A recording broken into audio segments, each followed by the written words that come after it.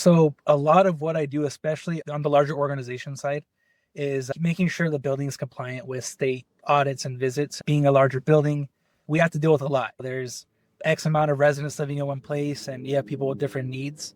So it's a lot of making sure everything's in line, staying on top of contractors and whatnot. Welcome to the RAL Room Assisted Living Podcast with your hosts, Charlie Cameron and Alex Schlau. This is your go-to show for cutting-edge insights from industry leaders in residential assisted living. Whether you're ready to launch your own assisted living business or looking to invest in this fast-growing, high-impact sector, we are here to equip you with the tools, strategies, and confidence you need to succeed. Get ready to ride the silver tsunami and change the future of senior care. Now on to today's show. Hello, everyone. Welcome to another episode of the RAL Room Assisted Living Podcast. As always, I'm your host, Dr. Alex Schlau, and today we are thrilled to have Nathan Leva on the podcast. This is going to be a really awesome episode, talking a good bit more about how to build a real safety culture in assisted living, what surveys really look for, and some of the most overlooked maintenance issues that can get you in trouble fast. Nathan, great to have you on the podcast, man. How are things going? Alex, thank you for having me on. Things are going good. Staying busy out there.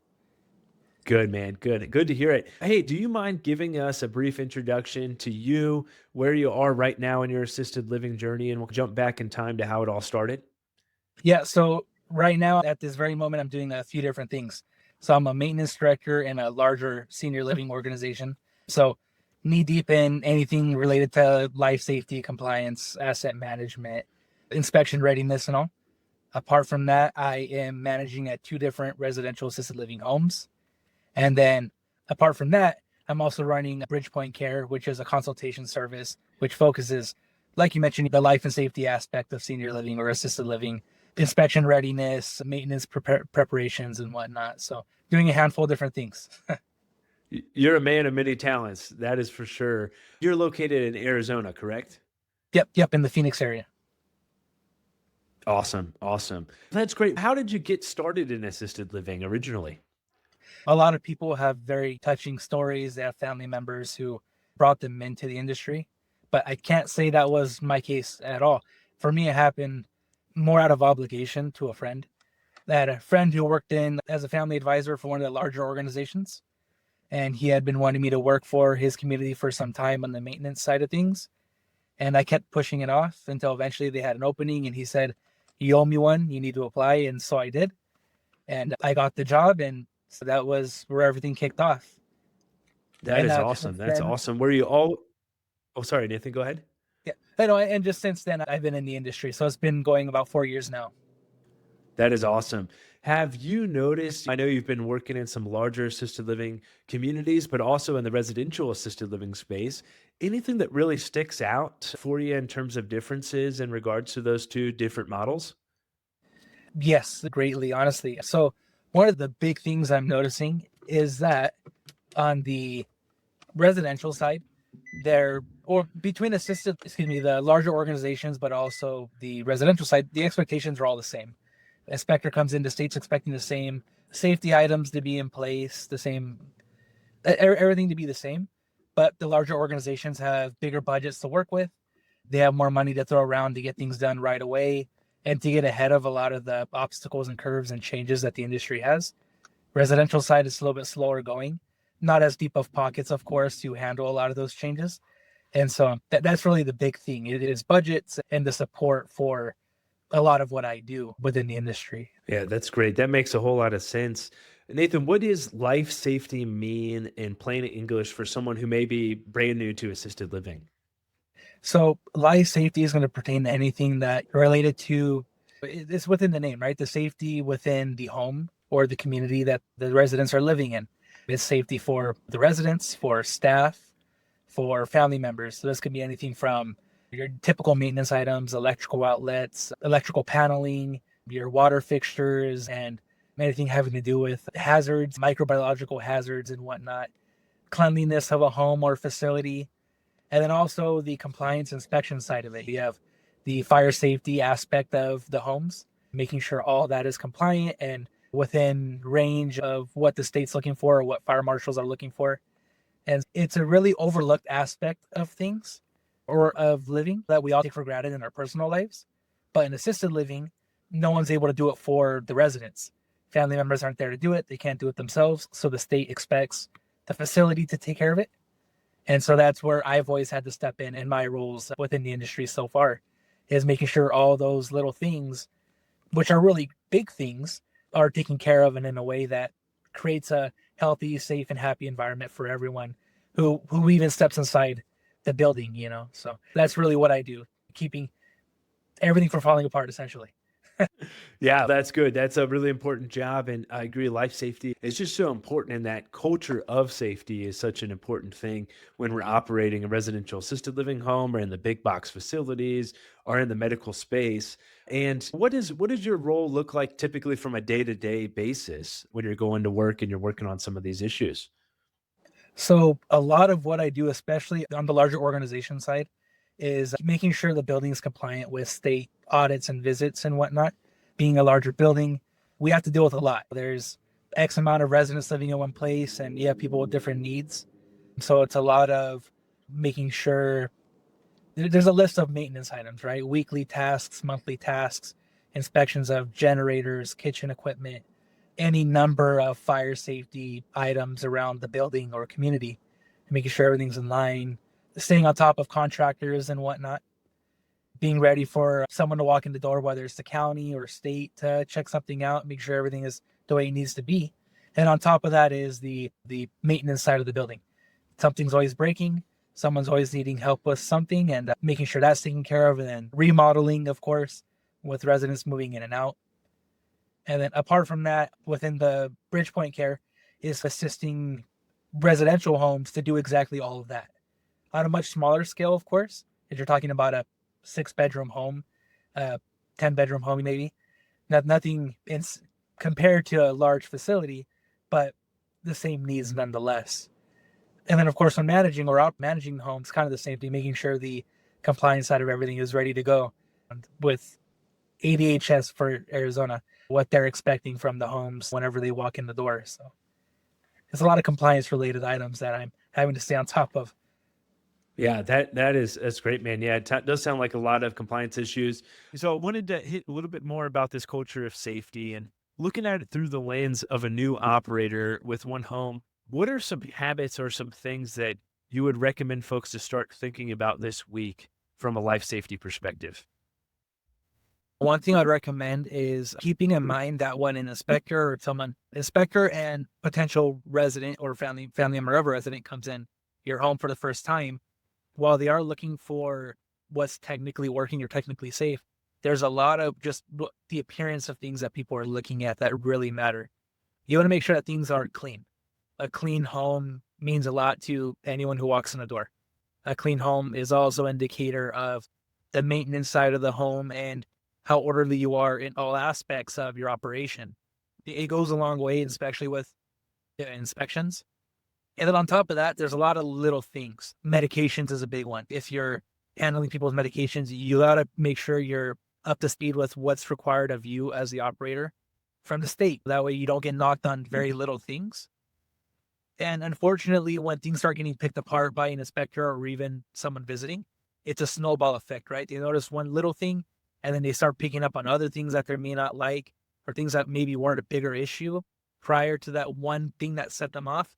Well, now suddenly it's a snowball of items that they're no longer really liking about, they're seeing about your home.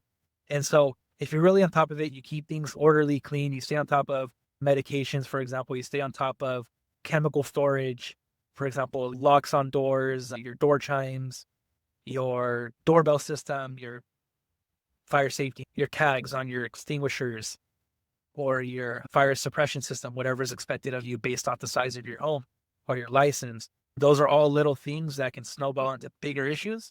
And they seem small, but when they're not there, when they're not done correctly, it makes a really big difference at the end of a visit. And overall, how someone feels about your operation. And it can come back to bite you if you're not on top of those smaller things, for sure. Yeah, absolutely. That first impression is everything. And then all those little life safety measures add up, and each one of those pieces is really important for high quality care of the residents. What are maybe the top 5 life safety items that you see people fail mock inspections for, or inspections in general for? Inspections, a lot of what I mentioned, the medications already, the MAR forms, a lot of that stuff is where people slip up. Another thing is for your employees not having everything on file that you should have, whether it's the appropriate certifications, making sure their CPR, first aid certificates are up to date, or their background checks are up to date. A lot of little things like that, things that you may think that are hard to miss because it's a part of onboarding. They often do become missed and become big problems. Those are 2 items. Anything having to do with your drills, evacuation drills, making sure you have all the appropriate paperwork with your drills, because it's not enough to say we evacuated the building and that's it. Nope, there's a lot of little details they're looking for, even down to how long the drill lasted for, and the verbiage in your documentation, the breakdowns of the residents who participated, why or why not.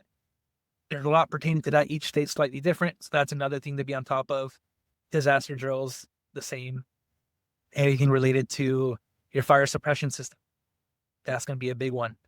Making sure those inspections are done on time.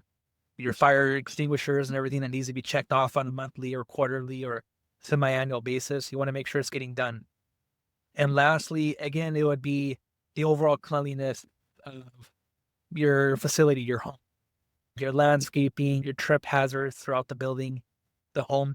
They're small things. It could be a rug. It can be the landscaping outside. It can be the sidewalk if you don't have the proper grading along the side of the sidewalk. Those are all little things that are very easy to overlook. But when someone notices it and it's not done properly, it creates a big problem in the long run, not just on the inspection side of things, but also, the quality of care you're giving to the residents. Those are things that can ultimately become problems or safety hazards for the people we're trying to take care of. They're tiny little things. It's a lot of little things, but when done correctly, you really are creating a safe and good environment for the people who we're taking care of, for sure. That's great, man. Hey, let's walk through a home and make a punch list of things that commonly get missed as we walk through the home, as we walk through a survey, and some things that they're looking for. So first, let's start through fire and egress, right? These are incredibly high risk things. What are some of the most common fire and life safety misses that you see? We've hit some of those, but what about things like egress, fire doors, emergency lighting, exit signs, smoke detectors, those sorts of things? Oh, yeah. So depending on your inspector, they may want to test every single emergency light and detector you have in the building. And they'll run through every single one and hit that test button. If they don't hear it chirp, you don't see what it's supposed to do, they'll ding you on it. A lot of the times too is the alarms. If your door should be chirping when it opens, they're listening for that. As soon as they open the door, they're listening for a chirp. For an indicator that things are working the way it should. On top of that, when they look at your egress plans that are posted on the wall, they're going to be looking in that hallway or that path of transportation, and they want to make sure that there's nothing crowding that hallway. They're going to be thinking in terms of, if we had to evacuate right now, how safe and easy is that going to be able to happen with everyone in the building? Is there a bunch of stuff piled up along the side of the walls? Is there plenty of space for wheelchairs and walkers and whatnot? So those are all little things that they will, if you get the right, they will take the time to go through all those things just on initial visit. Good. Yeah, that makes a lot of sense. What about electrical and trip hazards? These are some of the more sneaky things. What are some of the most common electrical issues that you see pop up? Oh, so one big one, and if you know it and if you never thought about it, it'll be one of those moments where you're like, that's a good idea, or a good thing to look out for. If certain appliances should not be plugged into power strips, the right inspector, that's the first thing they're going to want to look at is, where is this refrigerator plugged into? Where is this larger appliance, or an appliance you may even realize has a lot of amperage draw? What's it plugged into? They're expecting to see it plugged into the wall directly. There's really not a lot of things that can be plugged into a power strip safely for an extended period of time. And that's a huge one that people are going to get knocked for. I can't count how many times I've had to do building sweeps to make sure power strips are not where they're not supposed to be. And for some reason, you would think once you remove it, it would never get put back there, but for some reason or another, it always ends up back where it's supposed to be. On top of that is you may get an inspector that wants to see the breaker panel and want to know if your breakers are accurately labeled.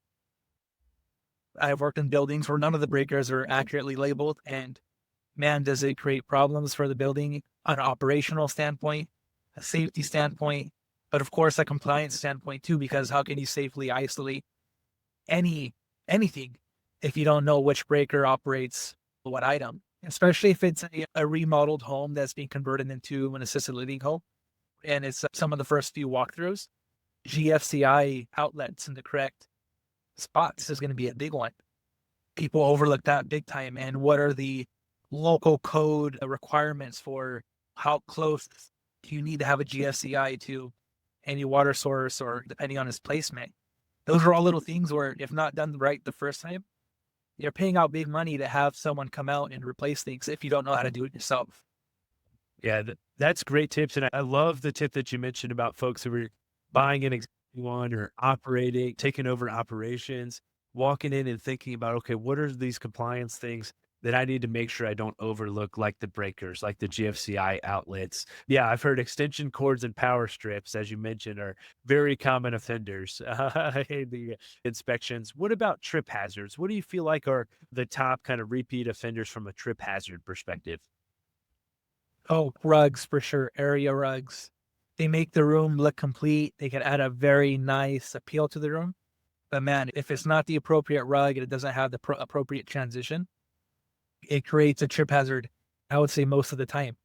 There's a lot of rugs that are designed for the environment, right? They're not always the nicest looking, but man, area rugs are going to get you more often than not, unfortunately, unless you really pick them correctly, right? That, and then of course, clear walkways. You don't want to have crowded hallways, or you may really want to put a lot of decorating or items that go on the floor, whether it's little nooks and whatnot or plants, to make an area look a lot more appealing.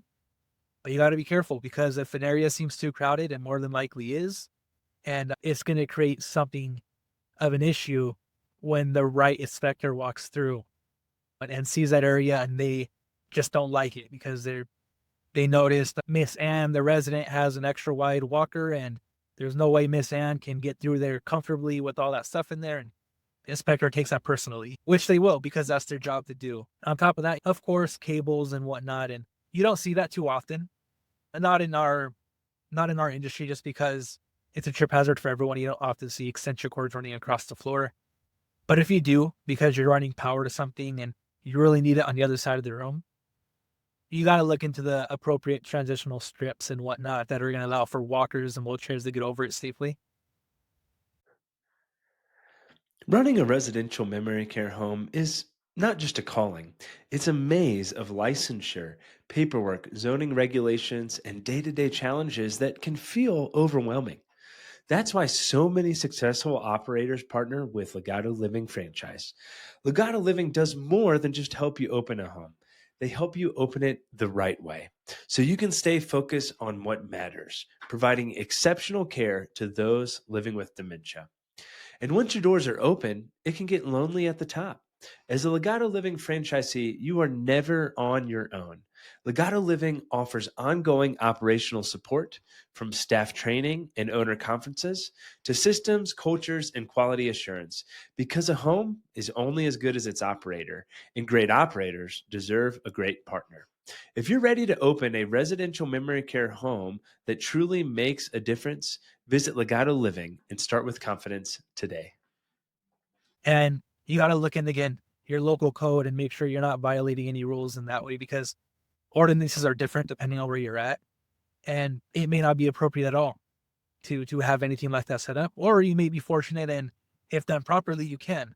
But again, you want to make sure you're following local code and whatnot, because what's okay in Arizona may not be okay in California or in Washington or Texas, or maybe even county by county. You'll get an inspector that's from a different county, or you'll move to a different county and you think, oh wow, back home this was just fine, but new inspector says nope, not here.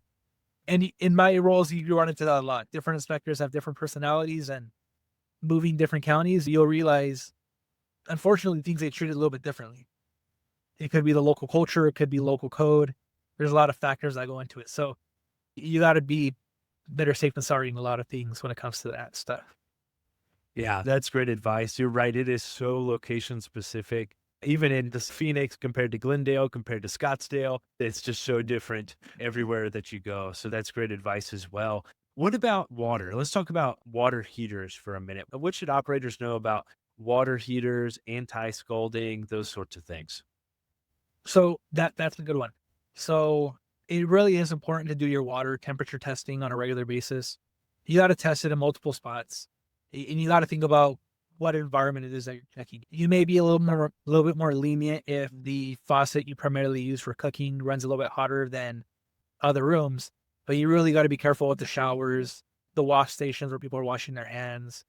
If they're private bathrooms or shared restrooms, you got to make sure temperatures are comfortable for the residents. You want to make sure if you have a regulator on your boiler system that it's tuned in. And in the larger organization or larger settings, we have to have boilers and whatnot inspected on an annual basis for that exact reason. Things can slide out of your comfortable range really quickly without you even noticing it until someone gets burned. And it's not a good feeling when someone gets burned, especially in this setting where people are very vulnerable to burns or susceptible to burns.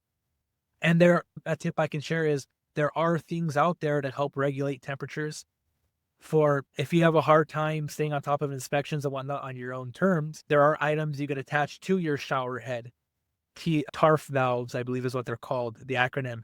And it's a temperature regulating valve that'll, if it gets above 115, it'll seal up and no water will pass through it. You may be a little frustrated at first as to what's going on with the shower, but it's a safety measure. You're not going to scold or burn anyone in the shower because the water's not going to get hot enough to do. There's similar attachments for your faucets. You don't want them in all settings. Again, like I said, you may need the kitchen to run a little hotter, but there are things out there that you can use to make sure that water temperatures are comfortable for the residents. Because that is a big one. Because something happens, state may not jump all over you, but now you have an incident report. But you gotta be worried about how you just hurt you allowed one of the residents to get hurt because maybe something you overlooked, and that's not a good feeling at all, for sure. Yeah, that's great advice. I haven't heard of that valve, that temperature regulated valve. That's something to definitely look into. I appreciate that. What about HVAC systems and comfort? What about any tips or tricks for HVAC for folks? Oh, yeah, filters. Change your filters on time. From a comfort side of things, your system is going to work better. If you're somewhere like Arizona where you really need the AC to work when you need it, you want to make sure your filters are changed out regularly.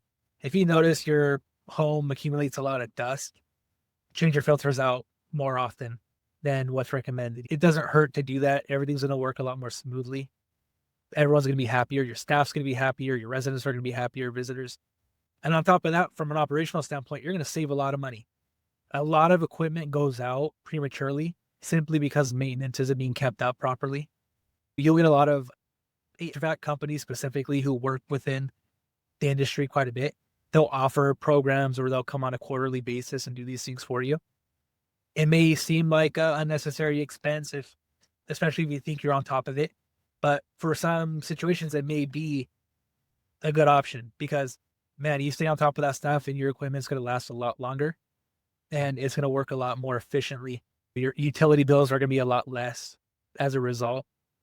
And then also another little tip or trick, if you have a unit that's servicing rooms that have been added on to or converted to the home you're running, be mindful of the vents going to the rooms. If nothing really changed within all of that after all the work that was put into it, or you're not sure, it doesn't hurt to have a vendor come out and make sure you have temperature probes that are connected to your thermostats in different rooms to make sure everything is operating evenly as much as possible. You'll find out the hard way in some cases where you have a room that was added on. It gets a lot hotter or a lot colder than the rest of the house just simply because of the way it was put together. No one took those factors into account. And now poor residents, man, depending on the season, they're suffering for one reason or another. And it comes down to airflow. There's a science behind airflow. And if you get the right vendor, they'll look out for you every time, every step of the way, and they'll get you set up with the right equipment. It's not always a scam. There really are good vendors out there who will look out for you. And it is worth it in a lot of cases to have a professional come out and take a look at your system and your setup for sure. Yeah, those fixes, HVAC expenses, especially in a place like Phoenix, where there's so much strain that's going on the HVAC system, especially in the summer, but really all year round is really important to do that maintenance and to take care of things. We just had to replace AC unit in one of our houses in Phoenix, and it was not a cheap experience and not a fun experience either. But yeah, those things come up, and it's important to make sure you're doing your due diligence, make sure that you're changing filters, doing things that are important to make that system last as long as possible. Yeah, absolutely. Awesome. Nathan, let's talk about the kitchen. What are some of the common misses that you see in a kitchen? And this one just came up recently for me. The county was visiting, and something that came up for us was the your faucet, right? You have different types of faucets. Everyone knows those faucets where you can pull that head down, wash the dishes inside the sink, spray off the basin of the sink nice and easy. But a lot of people don't take into account is any sink or drain has to have a 1-inch air gap. And this is for backflow reasons. You don't want water or dirty water to get sucked back up through the drain, through the faucet, because water works very funny, right? It works in a way you want it. And so by code and all, you got to have that 1-inch air gap. If you have one of those extension pullers, you got to make sure that extension doesn't go below that 1-inch air gap. The expectation is still there. And the right inspector will pull that head down and check to see if you have that 1-inch gap. And if you don't got it, they'll ding you on. Fortunately, the person who was visiting us they're more educational than most can be in that situation. And they taught me that something I never once thought about in my entire career so far to this point. But it makes all the sense in the world once you really think about it. So that's a big one. Keep that in mind, especially if you're picking out different fixtures and whatnot. Temperature logs for your refrigerators and freezers. Go on. For due diligence, you want to make sure you're taking care of the food that you're providing to everyone in the home, right? But on top of that, inspectors are going to look at that. They're going to look to see, how often that log's being filled out. Unfortunately, a lot of logs don't get filled out until the day the inspector's there, and between their car and walking through that front door, a lot of scribbles on the board to fill it in to make it seem like it's been on top of.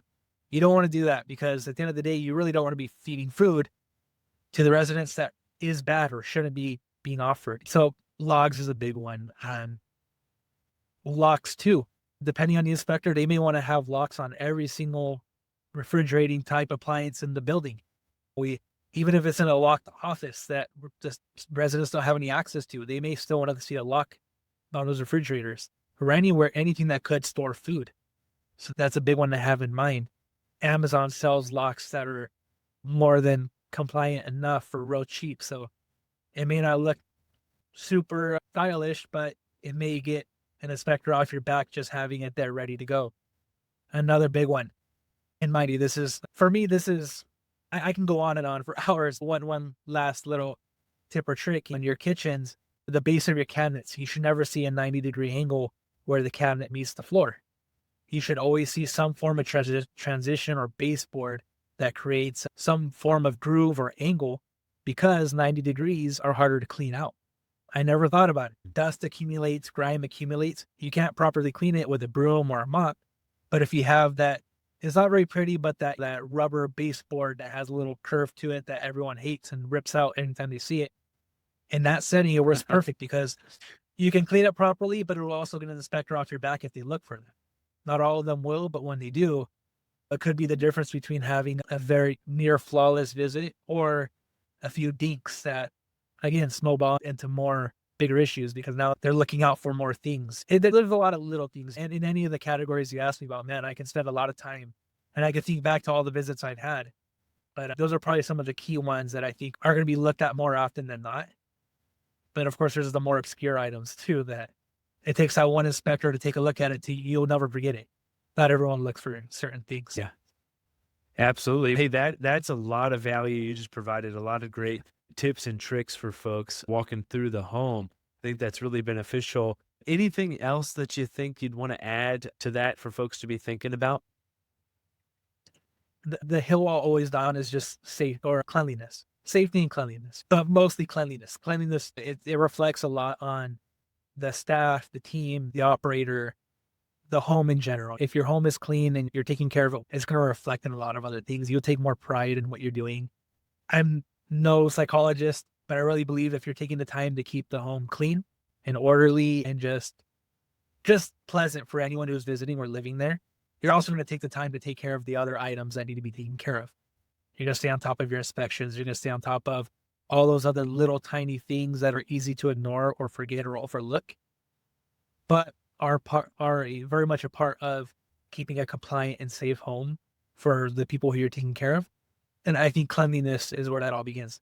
I also think when the cleanliness isn't there, it's usually an indicator that a lot of other things are wrong in the home also. So I think cleanliness goes hand in hand with a lot of other items that I think everyone should really take into consideration when operating a home.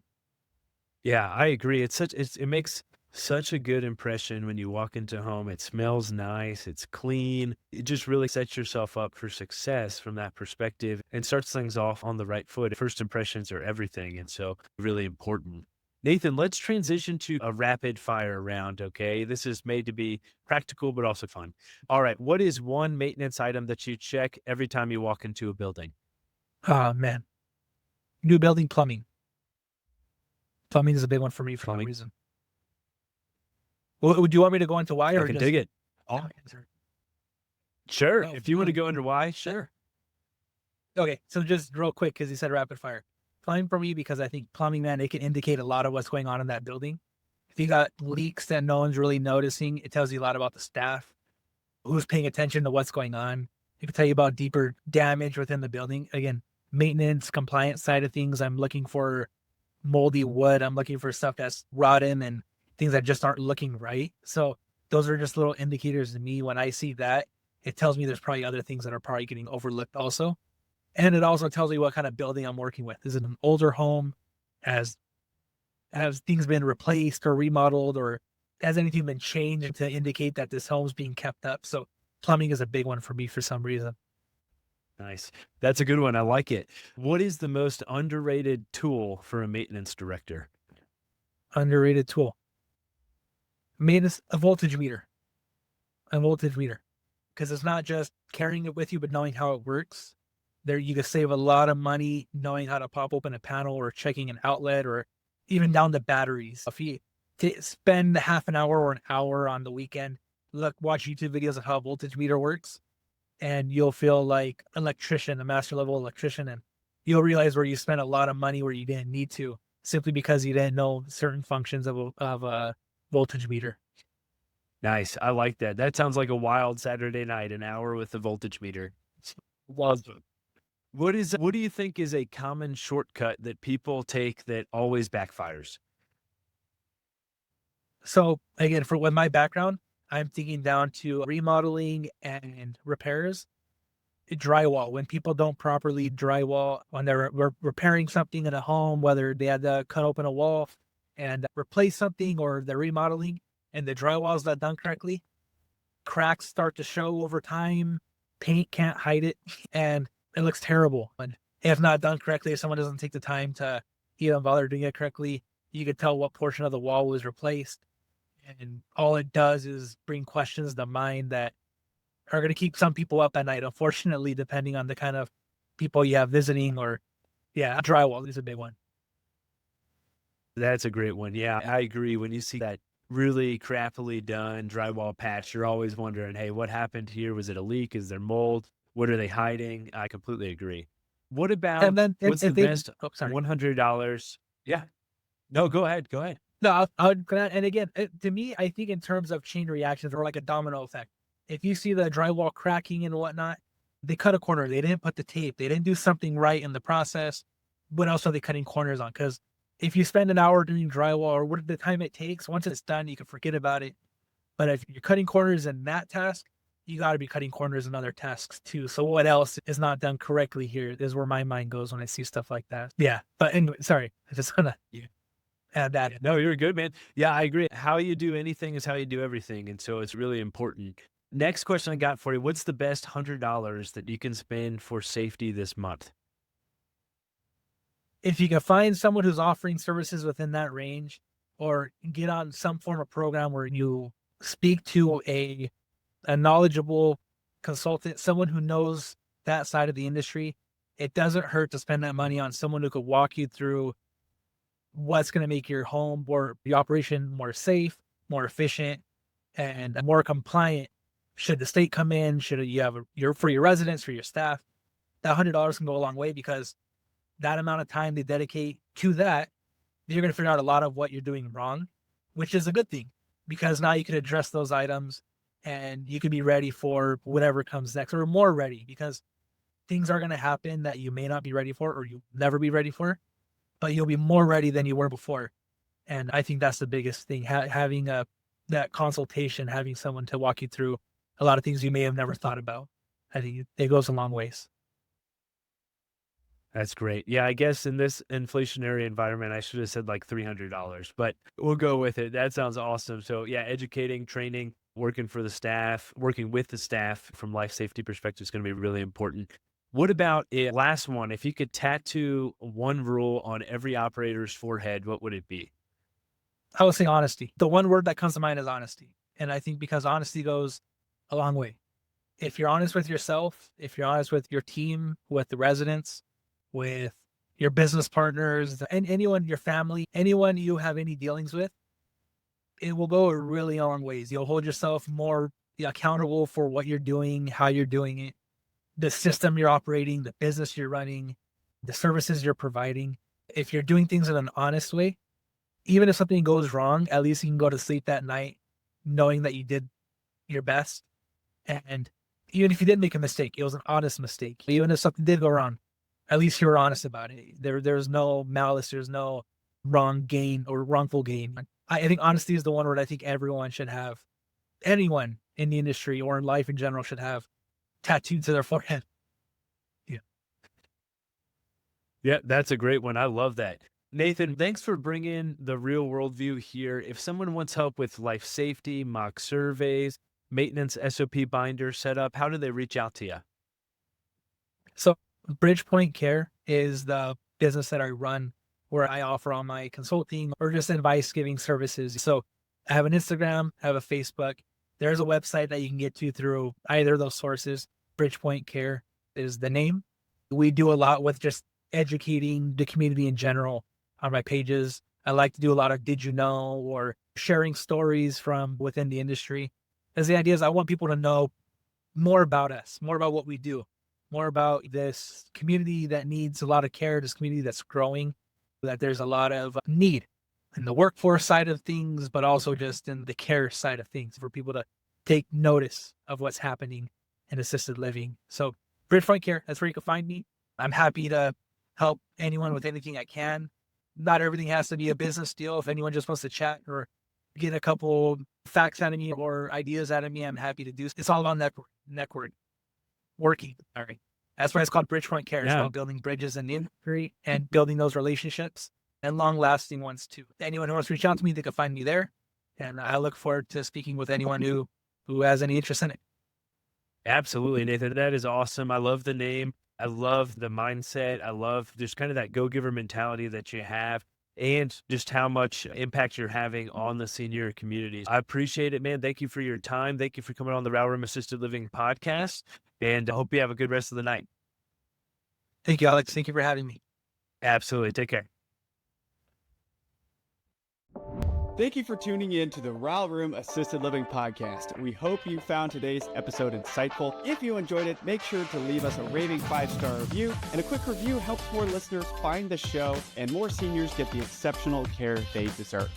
And don't forget to subscribe so you never miss an episode. And just so you know, we have prepared some free resources for you to help you succeed in residential assisted living in addition to this podcast. Head over to theralroom.com, that is the RAL room.com, to download our free 10-step guide to launch your first or next residential assisted living home, or our 10 reasons to passively invest in residential assisted living ebooks. And if you're ready to take the next step and make real moves in the RAL industry, join us in the RAL Room Mastermind. It is an exclusive community where we deep dive into everything you need to launch and grow your own residential assisted living business. You'll get access to recorded courses, live calls with industry experts, a RAL calculator, resources and tools, like-minded entrepreneurs, funding opportunities, and an expert networking community to help you along your journey. Be sure to join us next time on the RAL Room podcast as we continue to explore the world of residential assisted living with more great guests. See you then.